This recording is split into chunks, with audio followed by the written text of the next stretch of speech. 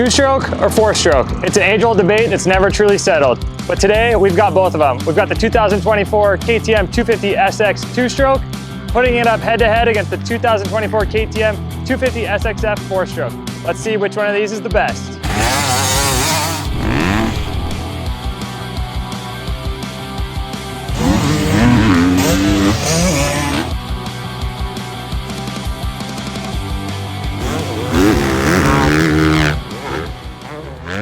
What's up, guys? Made it back to the studio. We put in about 5 days of riding at 3 different tracks.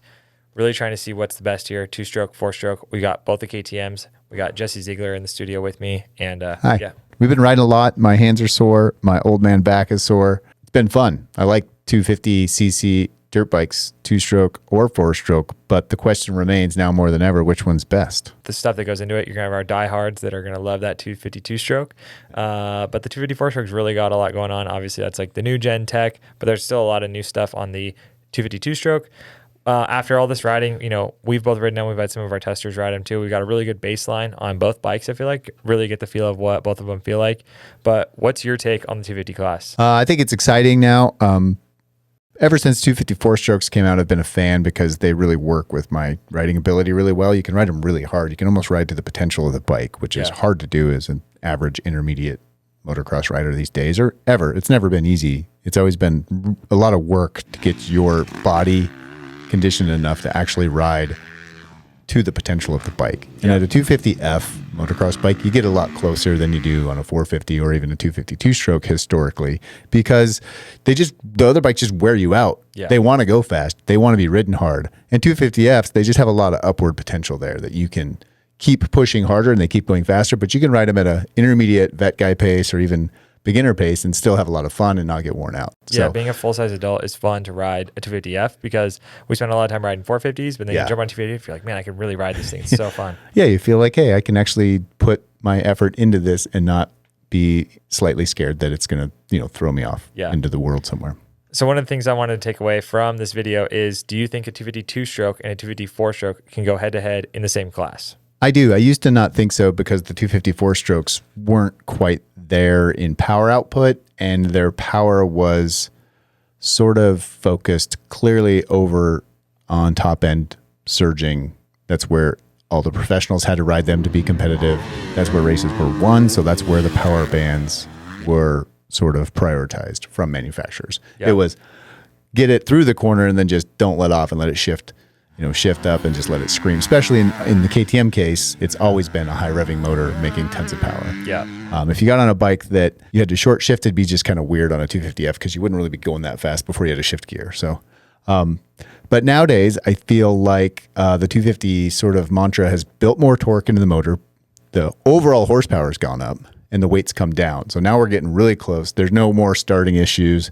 They're easier to start the most two-strokes in the market now too, because they're all electric start, fuel injection, and all that stuff. But now with the KTM coming in with the TBI motor, fuel injected, they're getting really close to the same bike that should be able to compete with each other, I think. Yeah. And I think we proved that they are competitive. Yeah. Personally, I think you should be able to race 250 across the board. I think there's advantages and disadvantages to both bikes, and we'll definitely break that down. But you see in Canada and even some amateur racing, you can race 250 across the board. And I think personally, I agree. I think it should be displacement 250. Yeah. You pick your poison, two-stroke or four-stroke. Sweet. Yeah, I agree. Let's get into some specs on these bikes though. Yeah. So on the 2024 KTM 250SX, the two-stroke model weighs in at 233 pounds with 53 horsepower. And that's full of gas, right? Full of gas. That's on our weight. This bike was all new last year in 2023 with the new TBI fuel injection. Pretty much small changes for this year, just mapping, suspension, updates, shims, stuff like that, just little things. There's 2 maps on this bike. There's a mellow and an aggressive map, which are the lights, with the green being the aggressive and the white being the standard map. Right. But basically what this does is just opens the power valve 80% or 100%. The white is 80%, so it's more of the mellow setting, and then 100% is the green. That really opens the bike, your full potential.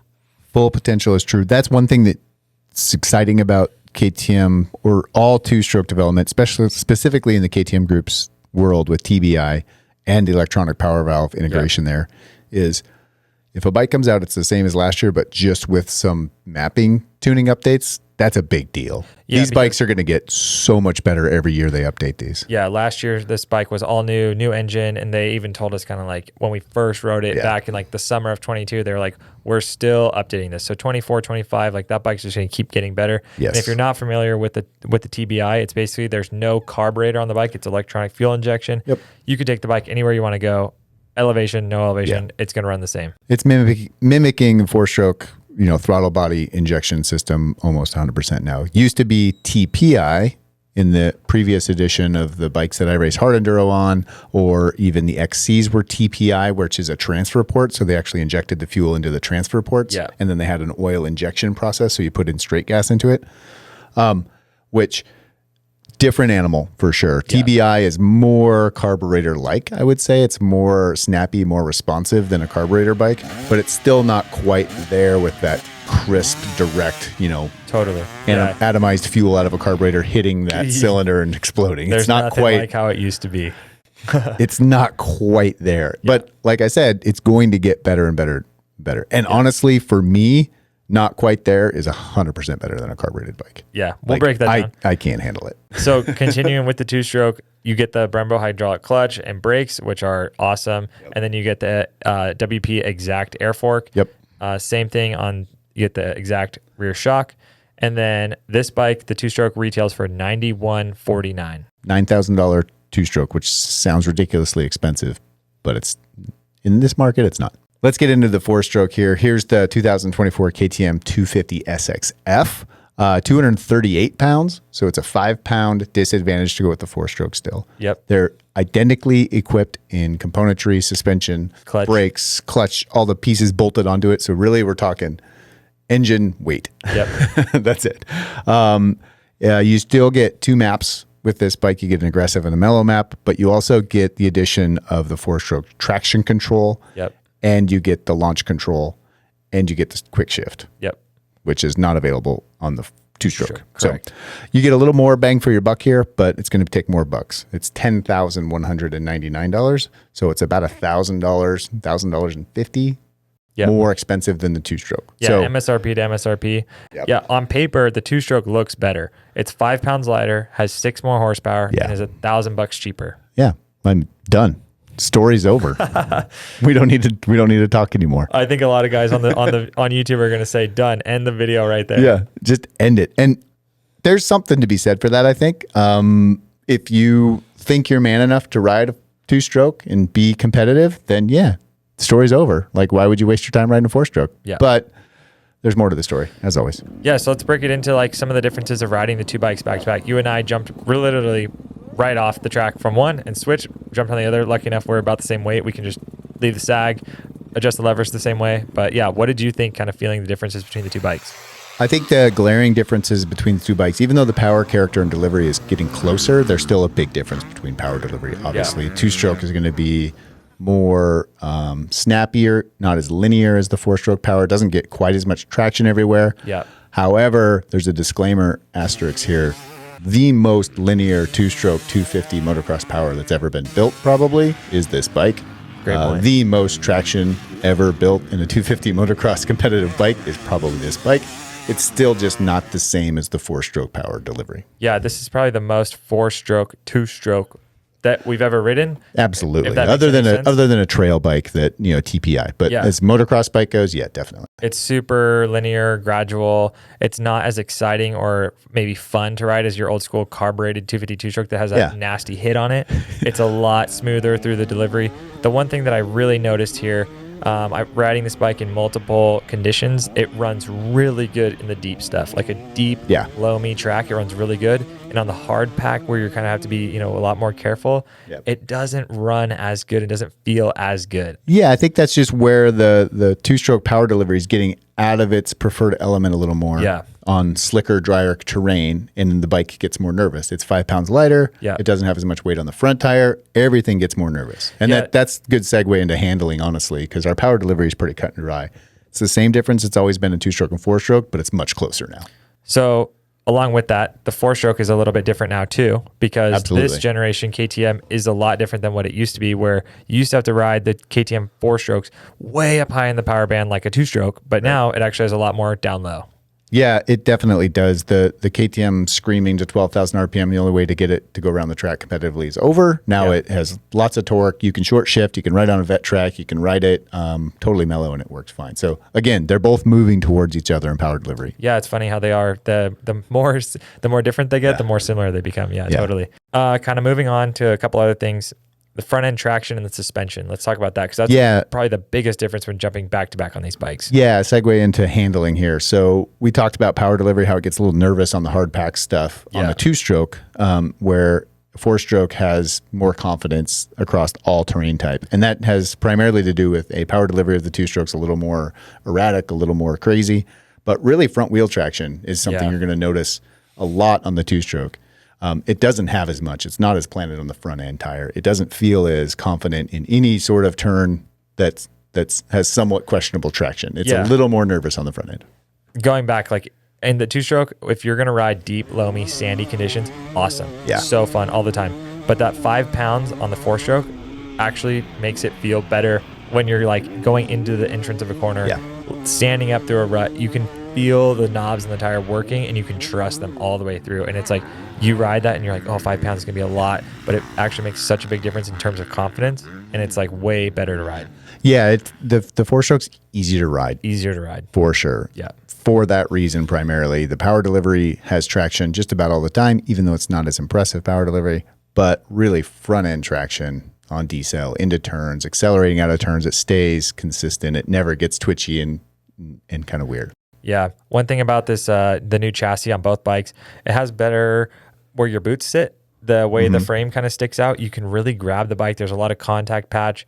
The seat isn't as round as it used to be, kind of like Euro styling. It's almost like a Japanese styling, with the edged seat. Yeah. The chassis overall is so comfortable on both bikes, and it makes it easy if you're going to jump back and forth to the two-stroke or the four-stroke. They feel so similar. Yeah, I think other than corner stability on the front end or any front end deflection, weight issue on the two-stroke that just feels a little more nervous, when you get it in the stroke or you hit bumps that aren't on a turn axis or anything like that, the bikes feel identical. They feel very similar in damping, hold up, and bottoming resistance. They're very planted and easy. The two-stroke feels really light, obviously, when you're jumping it, when you're landing into a corner, you're trying to transition from that jump to a turn. It feels really light, which is obviously just from a two-stroke. And the four-stroke has that engine braking, so it's like, not that they're different in those ways. Those are still the same, but just the way they feel jumping back to back, same controls, same grips, everything like that. Like that's a really confidence inspiring thing to do. Yeah, really the only thing that comes down to is we distill it down to the motor differences. Yeah.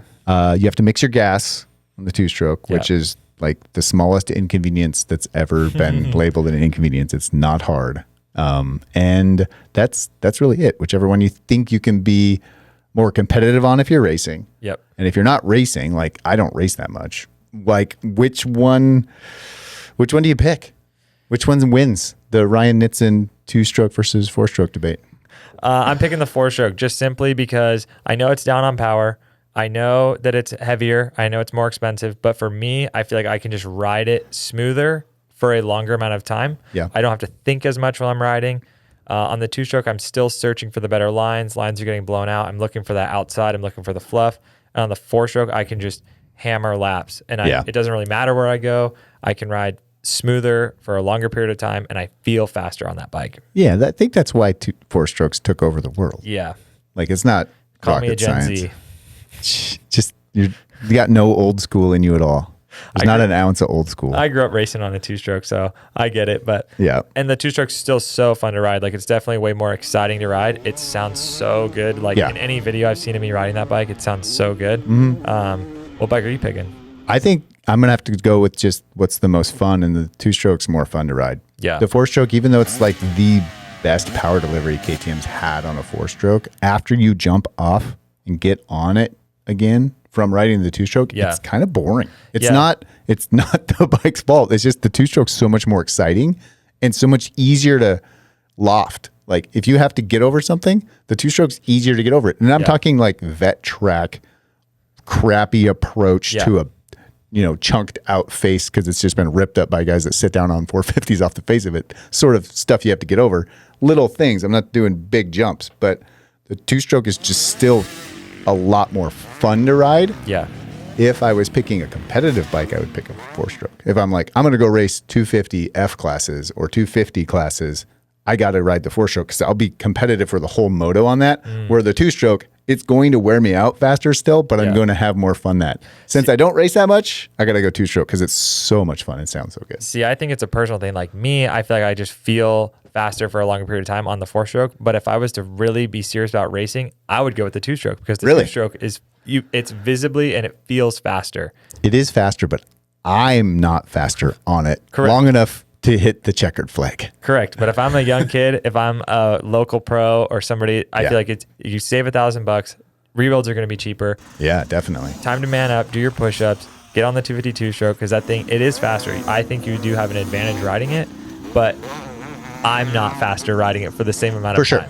For sure. I think that's great advice. If this is like your one bike you get to buy and you can race 250 2-strokes in a 4-stroke class or in the 250 class, and you're committed to being a better motocross racer, this is going to A, get you there because it's faster and handles the same. But B, like it's going to teach you so much more about riding than a lazy quote unquote 4-stroke will. Yeah, like, absolutely. All the old school people are like, if you would have grown up racing 2-strokes, you would have way more speed on a 4-stroke now because you learned all the tricks and 100%. They transfer over. Yeah, I think there's definitely advantages and disadvantages to both bikes. They're both super fun to ride. You really can't go wrong with either one. Yeah, you can. The 4-stroke's the wrong choice. You should definitely pick the 2-stroke. We just proved it. Your YouTube comments. I think it's a fun debate, honestly, because I'm definitely faster on the 4-stroke. Yeah, even in like 3-lap sprints. Yeah, but I'm not like as giddy. I'm not giggling as much. Absolutely, you definitely have a smile on your face when you just rip that 2-stroke. You can leave it on. The rev limiter, 2-stroke rev limiter, also, we didn't really touch on that, but 2-stroke rev limiter is such a cool thing. Go find it. I think next we got to do 300 versus 350. I could be debating 2-stroke motocross and off-road bikes all day long, just displacements and sizes and fueling and everything. But in this case, I think it's unanimous that it's not an easy choice. Yeah, definitely not an easy choice. All right. We've settled our debate between the two of us, but you guys know this debate, 2-stroke versus 4-stroke, it's never settled. Hit us in the comments. Let us know, are you team 2-stroke? Are you team 4-stroke? This has been a super fun test. One of our most fun tests we've had lately to go back and forth, back to back on each bike and really feel the differences between the modern 2-stroke and the modern 4-stroke. For sure. And pick 2-stroke because it's the right choice. All right, guys. Thanks for watching. Catch us next time. Be sure to check out Cycle News Magazine, available for free every Monday night at cyclenews.com. You can get that delivered straight to your email for free. Did I say for free? Because it's totally free. You can read everything that's going on in the motorcycle world for free. All right. Thanks, guys. Catch you next time at the track.